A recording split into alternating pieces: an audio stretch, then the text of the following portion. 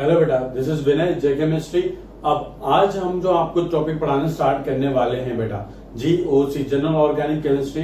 बेटा ये one of the most important chapter है आपके 11th और 12th के लिए। क्यों?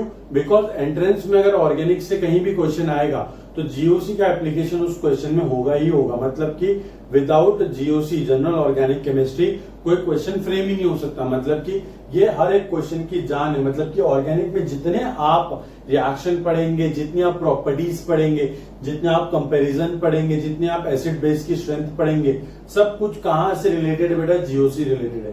तो हमेशा याद रखना है कि अगर आपको जीओसी आता है तो ऑर्गेनिक आपकी नैया पार हो जाएगी। बट अगर आपको जीओसी नहीं आता तो बेटा ट्रस्ट मी, पूरी ऑर्गेनिक समझने में आपको ऐसा लगेगा कि ऐसा लग रहा है कि चाइनीज मूवी चल रही है और साथ में सबटाइटल भी नहीं दे रखे हैं आपको। ठीक है, तो मेक श्योर कि ये चैप्टर अपने को तो सबसे ज्यादा स्ट्रॉन्ग करना है। और हर साल बेटा यहां से जीओसी में से 8 से 12 नंबर के क्वेश्चन आ जाते हैं बेटा। 8 से 12 नंबर जेई और नीट के अंदर बहुत ज्यादा वेटेज रखता है बेटा। तो मेक श्योर कि यहां से डायरेक्ट जो क्वेश्चन आते हैं वो बिल्कुल गलत नहीं होने चाहिए और बेटा बहुत इजी क्वेश्चन आते हैं। ठीक है, तो हम लोग पहले क्या करते हैं, मेरे एक्सपीरियंस के अकॉर्डिंग मैंने जीओसी को थोड़ा क्लासिफाई कर रखा है, तो जिससे हमारी जीओसी की जो स्टडी है, जो हमारा जो वे है वो पढ़ने का, वो थोड़ा आसान हो जाएगा। ठीक है, तो मैं पहले आपको थोड़ा सा वही फॉर्मल तरीके से बता दूं कि सर कि किस तरीके से हम प्रोसीड करने वाले हैं। उसके बाद जो आज का टॉपिक है इंडक्टिव इफेक्ट, वो मैं आपको पढ़ाऊंगा। और ट्रस्ट में बेटा बहुत एंजॉय करोगे आप। बीच में फनी फनी एग्जाम्पल चलते रहेंगे, जोक भी चलते रहेंगे, तो आपको टेंशन लेने की जरूरत नहीं है। बहुत आसान चैप्टर है पर बहुत ज्यादा इंपॉर्टेंट चैप्टर है। बिकॉज ये क्या है, बेस है। अगर ये आपको आता है तो आपको पूरी ऑर्गेनिक केमिस्ट्री आती है। ठीक है बेटा, तो जो मैं आपको नोट्स बनाऊंगा वैसे ही लिखना है, अपने एंड से कुछ एक्स्ट्रा ऐड करना नहीं है। तो स्टार्ट करते हैं बेटा अपना chapter GOC general organic chemistry. ठीक है बेटा, चलो लिखते हैं। पहले जो मैं आपको चार्ट बना रहा हूं वो चार्ट हम बना लेंगे कि हम लोग किस तरीके से पढ़ने वाले। ठीक है बेटा, तो पहले हम लिख लेते हैं यहाँ प्यारे तरीके से जीओसी है ना बेटा। जीओसी बोले तो जनरल ऑर्गेनिक केमिस्ट्री, वो भी लिख लेते हैं, general organic chemistry.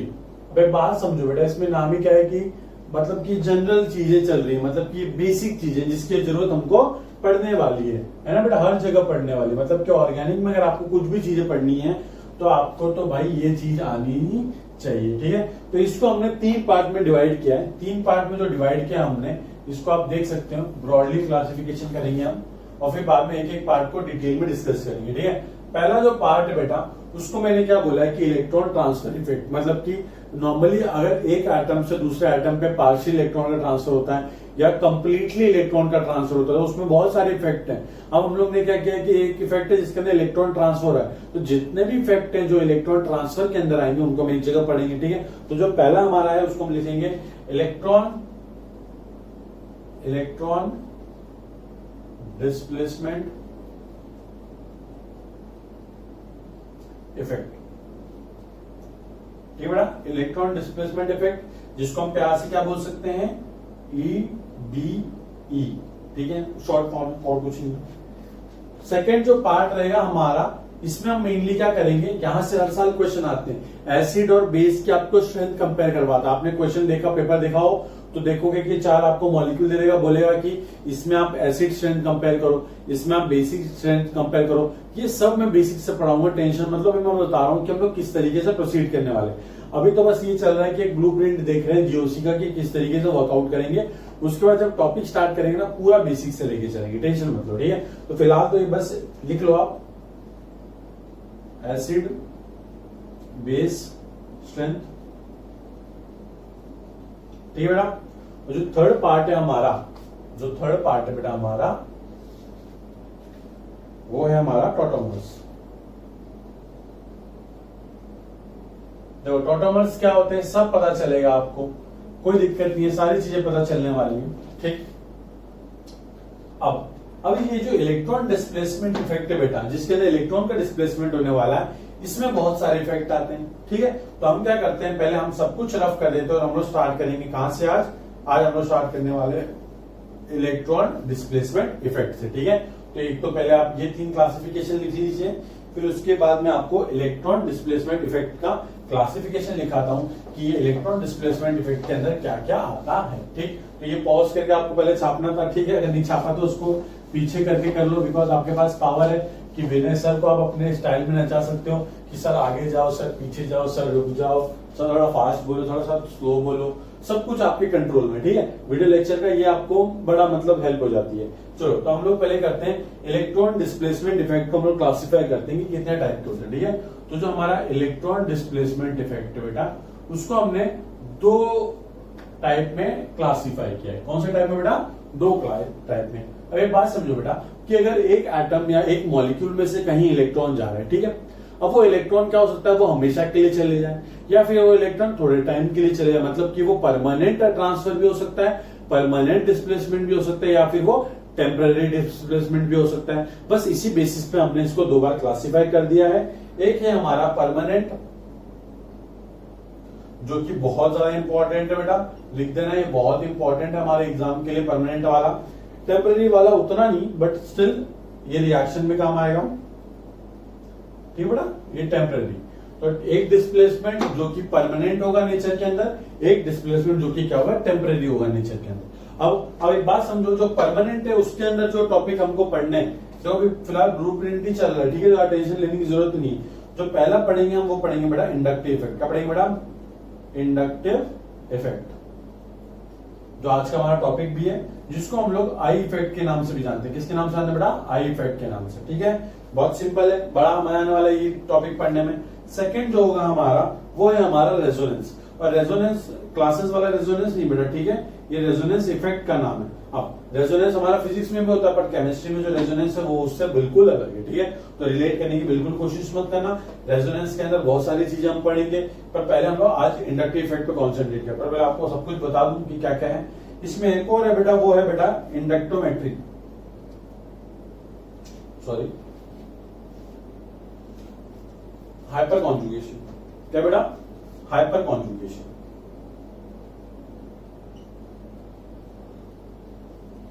Hyper conjugation, ठीक बेटा, जिसको हम H से भी डिनोट करते हैं या प्लस SC, जो भी आपको लिखना है लिख सकते हो।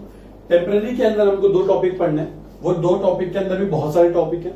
ये तो बस एक ब्लूप्रिंट है, ठीक है, टेंशन लेने की जरूरत नहीं है। ये पहला पढ़ेंगे जो है हमारा इलेक्ट्रोमैग्नेटिक इफेक्ट।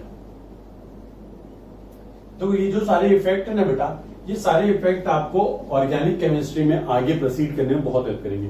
जितनी रिएक्शन पढ़ोगे सबके अंदर कहीं ना कहीं एक न एक जीओसी का आपको टर्म दिख ही जाएगा। बिना जीओसी के कुछ हो ही नहीं सकता ऑर्गेनिक के अंदर। तो मेक श्योर बेटा ये वाला चैप्टर तो बहुत अच्छे से आना चाहिए। जनरल लेना, बेस इतना स्ट्रॉन्ग कर लो बेटा, 11th और 12th के जितने ऑर्गेनिक के टॉपिक है सारे हो जाएंगे कवर, और इतना आसान लगेगा ऑर्गेनिक आपको कि बच्चों का खेल है। बट मेक श्योर अगर आपको ये लैंग्वेज समझ में नहीं आई तो वही है बेटा, जापानीज मूवी देखोगे विदाउट सबटाइटल तो सब ऊपर से जाएगा। वैसे ही अगर जीओसी नहीं आती है और ऑर्गेनिक पढ़ना चाहते हो तो समझ जाओ बहुत गलती कर रहे हो, कुछ समझ में नहीं आएगा। बट अगर जीओसी आती है तो आप पूरी ऑर्गेनिक ऐसे चट डालोगे, मतलब उसको आराम से पढ़ डालोगे, कोई फर्क नहीं पड़ेगा। ठीक है, तो मेक श्योर कि ये बहुत प्यार तरीके से स्लोली पढ़ेंगे, सारी चीज को बहुत डिटेल में पढ़ेंगे। बट हमको एक भी चीज छोड़ना नहीं है। जहां पर भी अगर आपको डाउट आता है तो आपको सीधा मुझे व्हाट्सअप करना है या फिर सीधा कॉल करना है कि सर ये चीज समझ में नहीं है। ठीक है, तो पहला इलेक्ट्रोमैग्नेटिक इफेक्ट है बेटा, और दूसरा हम पढ़ेंगे इंडक्टोमेट्री इफेक्ट। इंडक्टोमेट्रिक इफेक्ट, ठीक है, इंडक्टोमेट्रिक इफेक्ट एंड इलेक्ट्रोमैग्नेटिक इफेक्ट। अब ये सब क्या होता है एक ही करके देखेंगे।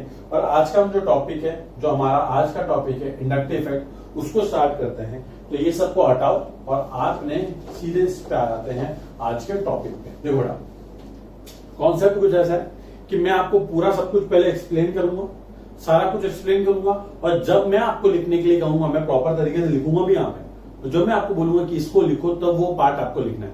अपने एंड से कुछ भी भर मत लेना, बिकॉज क्या है कि आप लोग अगर अपनी लैंग्वेज में लिखना स्टार्ट करते हो ना तो क्या होता है कि आप ना किसी चीज को कोई और लैंग्वेज में लिखते हो, फिर उसका कुछ और मतलब निकलता है। फिर एक साल बाद जब आप नोट्स पढ़ते हो तो फिर आप बोलते हो विनय सर आपने तो ऐसा लिखवाया था, बट विनय सर ने तो वो लिखवाया ही नहीं था। समझ में आ रहा है? तो आपको वही लिखना है जो मैं बोलूंगा लिखने के लिए। ठीक है, अपने नोट्स मेरे अकॉर्डिंग बनाओगे तो आपको पढ़ने में बहुत हेल्प हो जाएगी। ठीक है, तो स्टार्ट करते हैं हमारा आज का टॉपिक इंडक्टिव इफेक्ट, जिसको हम लोग आई इफेक्ट के नाम से भी जानते हैं। तो हम लोग पहले हेडिंग डाल देते हैं पहले तरीके से,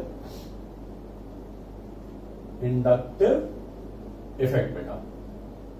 ठीक है, तो एक बात याद रखो बेटा, इंडक्टिव इफेक्ट, इंडक्टिव इफेक्ट क्या होता है पहले तो याद रख लो। इसको आई से डिनोट करते हैं, ठीक, और इसको हम आई इफेक्ट भी बोलते हैं। अब एक बात समझो, ये आई इफेक्ट ये सब क्या है, इफेक्ट का मतलब क्या होता है? फर्स्ट ऑफ ऑल मतलब कुछ हो रहा होगा किसी चीज की वजह से, कुछ और डिस्टर्बेंस या कुछ तो चेंजेस आ रहे होंगे मॉलिक्यूल के अंदर। बस आपको एक सिंपल एग्जांपल देता हूं, चलो एग्जांपल से स्टार्ट करते हैं अपना वही फनी वाला एग्जांपल। ठीक, सपोज यहां पे आपके पास इस तरीके से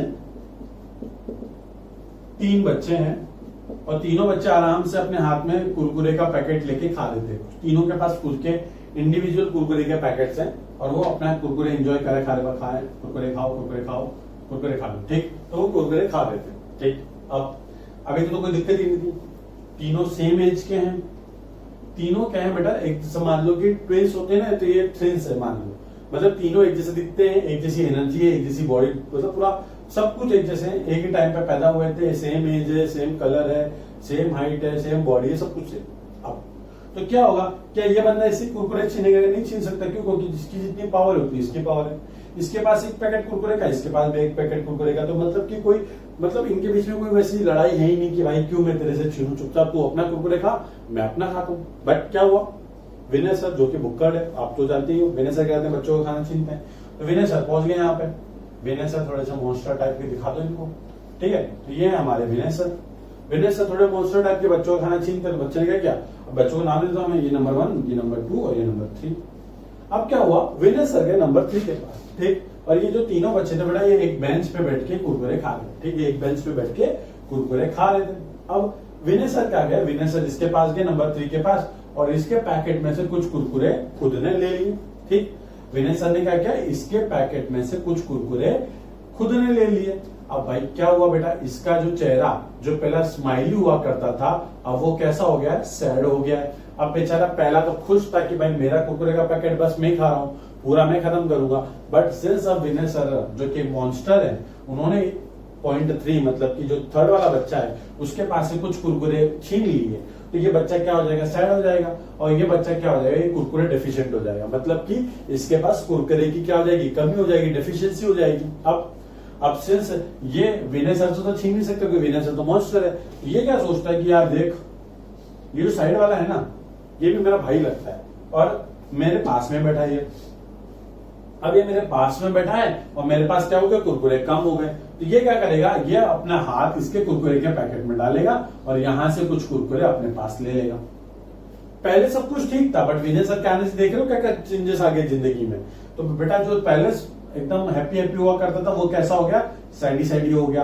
अब वो बोला भाई साहब मेरे तो कुरकुरे जाने लग गए, मेरा कुरकुरे ये 3 वाला उठा रहा है, तो अब क्या होगा बेटा, अब ये 2 वाला बोलेगा क्या, मैं क्यों चुप बैठा हूं, मैं काम करूंगा, मैं 1 वाले में से कुछ कुरकुरे ले लूंगा। तो बेटा अब क्या हो रहा है कि ये जो 2 वाला है 1 वाले में से ले रहा है, तो जो 1 पहले हैप्पी हुआ करता था, अब वो क्या हो गया, वो सैडी सैडी हो गया। मतलब क्या हुआ, ये सारी कहानी कहां से स्टार्ट हुई बेटा, विनय सर के इस पर्टिकुलर आदमी या इस बच्चे के पास से कुरकुरे लेने की वजह से। अगर विनय सर नहीं थे तो तीनों चुपचाप अपना अपना कुरकुरे खा रहे थे और कोई एक दूसरे के कुरकुरे को छीन ही नहीं रहा था। मतलब इस विनय सर के आने की वजह से सारी ये प्रॉब्लम, फसाद की जड़ कौन है, विनय सर है ना बेटा, जो कि यहाँ पे खड़े हैं। तो क्या होगा कि इनको अगर मैं हटा दूं यहाँ से तो सारी चीजें ठीक हो जाएंगी, बट इन्हीं के आने की वजह से तो ये सारी चीजें हो रही है। बस इसी चीज को हम रिलेट करते हैं हम केमिस्ट्री के अंदर। ठीक है बेटा, चलो अब रिलेट करते हैं इसको। रिलेट करने के लिए उसको मिटाने की जरूरत नहीं, अपन उसको रहने देते हैं। अच्छा वाला मस्त डायग्राम बन गया है। यहाँ देखो बेटा, सपोज आपके पास एक कार्बन का कंपाउंड है जिसमें इस तरीके से कार्बन क्या है, एक दूसरे से अटैच है। क्या बेटा, कार्बन एक दूसरे से क्या है, अटैच है। कार्बन कार्बन से अटैच है, carbon carbon carbon carbon carbon carbon carbon carbon. मतलब कि यहाँ पे जो भी आइटम अटैच है, जो भी आइटम अटैच है, सारे क्या कार्बन है, और सारे कार्बन है मतलब क्या, सारे कार्बन का atomic number same, atomic charge same, उसके न्यूक्लियस में इलेक्ट्रॉन सेम, प्रोटॉन सेम, सब कुछ सेम, उसका एटॉम का साइज सेम है, उसके इलेक्ट्रॉन को खींचने की पावर सेम है, सब कुछ सेम। ठीक है, तो मतलब एक बात बताओ बेटा, ये जो बॉन्ड है इसको हम क्या बोलते हैं बेटा, बॉन्ड। इस बॉन्ड का मतलब क्या होता है, इलेक्ट्रॉन होता है। ठीक है, मतलब यहाँ पे क्या होगा, एक इलेक्ट्रॉन का क्लाउड होगा। इलेक्ट्रॉन मतलब इलेक्ट्रॉन का क्लाउड। अब देखो बेटा, यहाँ पे इलेक्ट्रॉन क्लाउड है, यहाँ पे भी इलेक्ट्रॉन क्लाउड है, यहाँ पे भी इलेक्ट्रॉन क्लाउड है, यहाँ पे भी है, यहाँ पे भी। बट कोई भी कार्बन, एक बात बताओ मुझे, क्या ये वाला कार्बन इस वाले कार्बन से थोड़ा सा इलेक्ट्रॉन क्लाउड खींचेगा क्या, नहीं खींचेगा। क्यों, बिकॉज ये कार्बन और ये दोनों क्या है, कार्बन कार्बन, दोनों की पावर क्या सेम है। मतलब देखो बेटा, पहले क्या था, दोनों का कंडीशन सेम थे, दोनों खुश थे, तो ये चुपचाप अपना कुरकुरे खा रहा था, ये अपना खा रहा था। क्या ये इसका कुरकुरे छीन रहा था क्या, नहीं। मतलब ऐसे कार्बन कार्बन तो बेटा सेम एटम है, दोनों की इलेक्ट्रोनेगेटिविटी क्या है बेटा, सेम। अब इलेक्ट्रोनेगेटिविटी का मतलब क्या होता है आप लोग पूछोगे, सर इलेक्ट्रोनेगेटिविटी का मतलब यह होता है कि सपोज ए ने एक इलेक्ट्रॉन दिए और बी ने एक इलेक्ट्रॉन दिया, दोनों ने मिलकर एक बनाया क्या, कोवेलेंट बॉन्ड। मतलब ए ने एक इलेक्ट्रॉन शेयर किया, बी ने एक इलेक्ट्रॉन शेयर किया और दोनों ने एक बॉन्ड बनाया जिसको हम क्या बोलते हैं बेटा, कोवेलेंट बॉन्ड। कोवेलेंट बॉन्ड बना बेटा, ठीक है। अब कोवेलेंट बॉन्ड में देखो बेटा, एक इलेक्ट्रॉन ए का है, एक इलेक्ट्रॉन बी का है, ठीक है बेटा। अब अगर ए और बी दोनों का नेचर क्या है, सेम है, दोनों का नेचर क्या है, सेम है, तो ये जो इलेक्ट्रॉन की डेंसिटी है ये दोनों से क्या होगी, इक्वल डिस्टेंस पे होगी।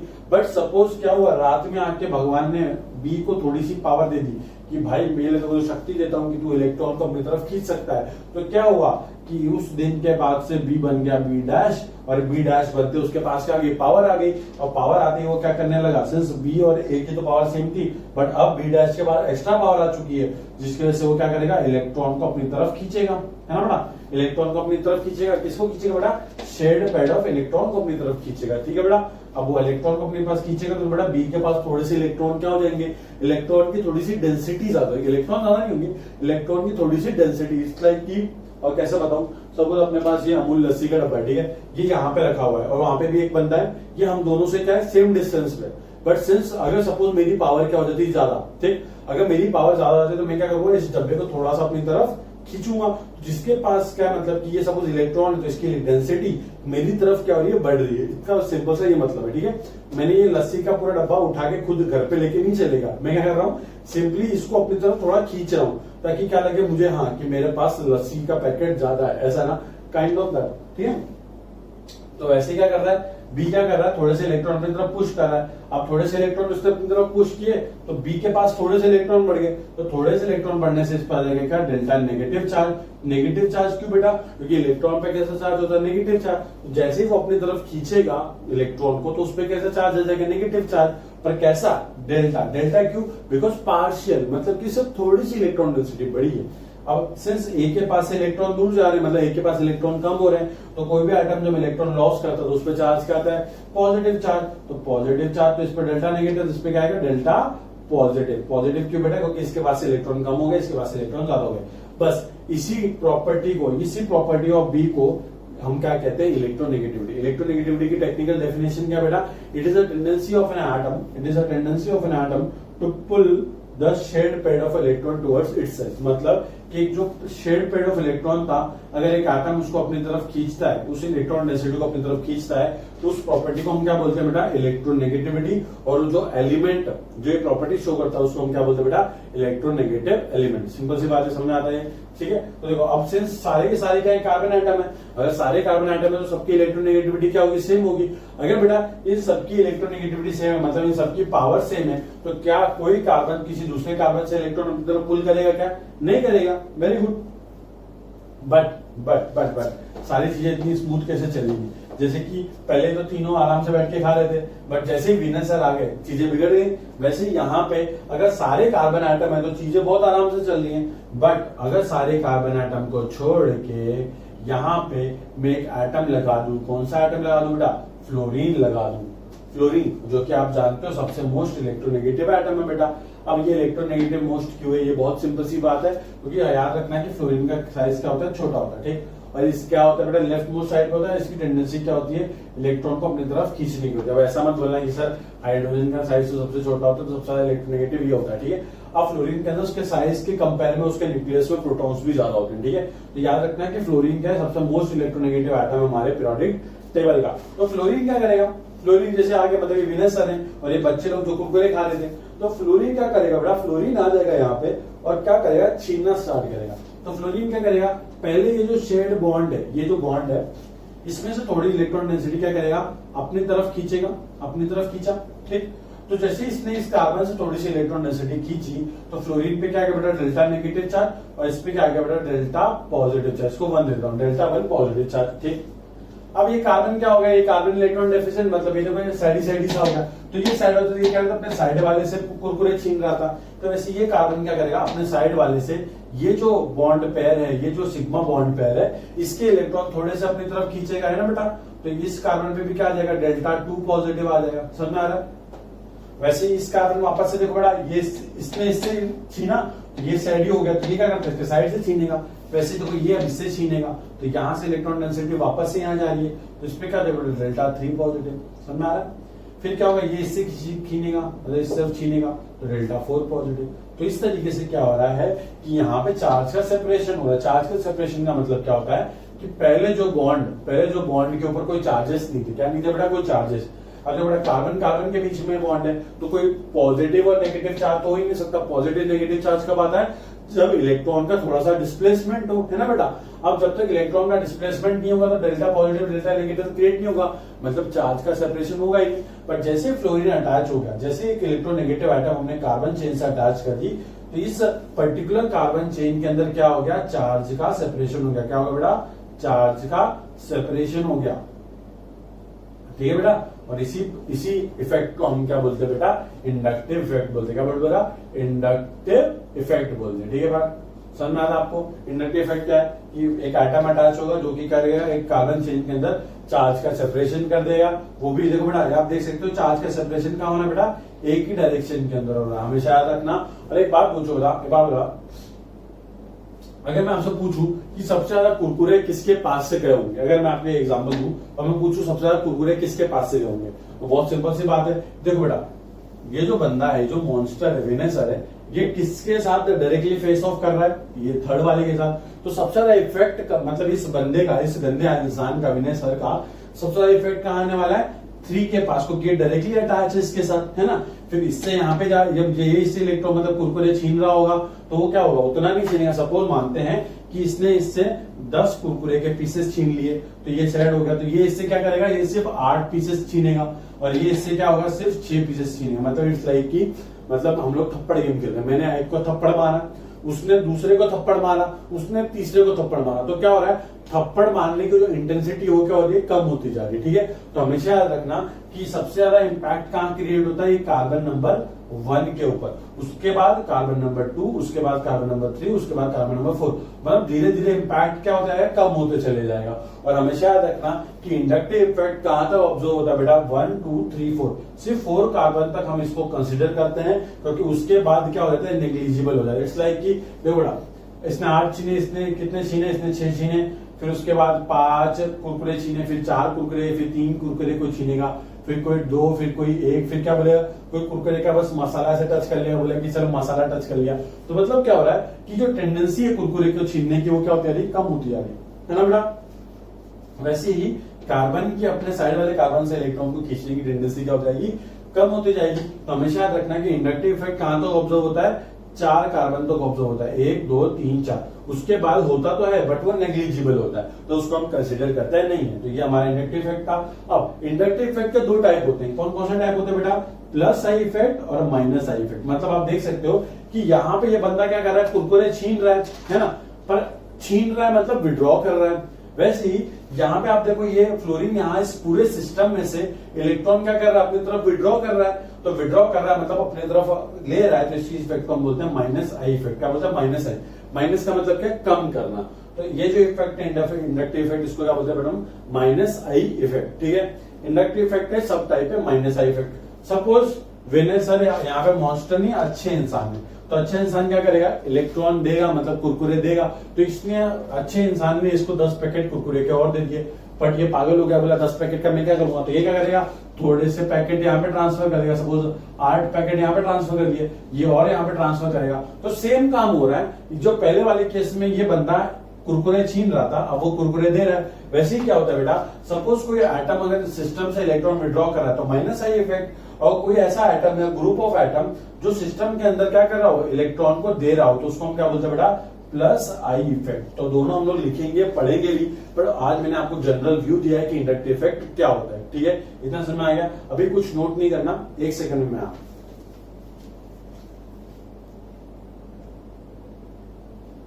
ठीक है। तो आज का लेक्चर हम यहीं पे खत्म करेंगे, क्योंकि नेक्स्ट लेक्चर में मैं आपको लिखवाऊंगा प्रॉपर तरीके से इंडक्टिव इफेक्ट, प्लस आई माइनस आई, ऑर्डर, फिर उस पर बेस्ड क्वेश्चंस, ठीक है।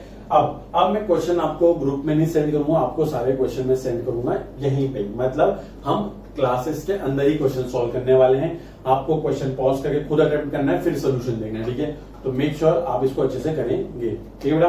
अब एक बात बेटा याद रखना, इंडक्टिव इफेक्ट बहुत सिंपल है, कार्बन जो पहले सेम इलेक्ट्रोनेगेटिविटी है सबकी, तो यहाँ पे चार्ज का सेपरेशन नहीं हुआ। बट जैसे ही मैंने एक इलेक्ट्रोनेगेटिव एटम लगाया तो उसने क्या किया, इस कार्बन के पास इलेक्ट्रॉन डेंसिटी विड्रॉ की, तो ये इलेक्ट्रॉन डेफिशिएंट हो गया, तो इसने फिर इससे विड्रॉ की, फिर ये डेफिशिएंट हो गया तो इसने इससे विड्रॉ की, फिर इसने इससे विड्रॉ कर ली। तो इस तरीके से चलता रहता है और ये इफेक्टिव कहां तक रहता है, सिर्फ 4 कार्बन तक इफेक्टिव रहता है। उसके बाद ये इफेक्टिव क्या होता है, वैनिश हो जाता है, मतलब कि नेग्लिजिबल होता है, तो कंसीडर करते नहीं है। तो आज का ये हमारा एग्जाम्पल याद रखना, बड़ा प्यारा सा एग्जाम्पल, विनेस है, मॉन्स्टर नहीं, अच्छे इंसान है, ठीक है। और हम लोग कल इसको आप प्यारे तरीके से लिख लेंगे। तो आज के लेक्चर में लिखना कुछ नहीं है, कल मैं जो लिखवाऊंगा वो आपको लिखना है। आज के लेक्चर में जो लिखना था वो स्टार्टिंग का पार्ट लिखने का था, ठीक है बेटा। थैंक यू सो मच, जय केमिस्ट्री।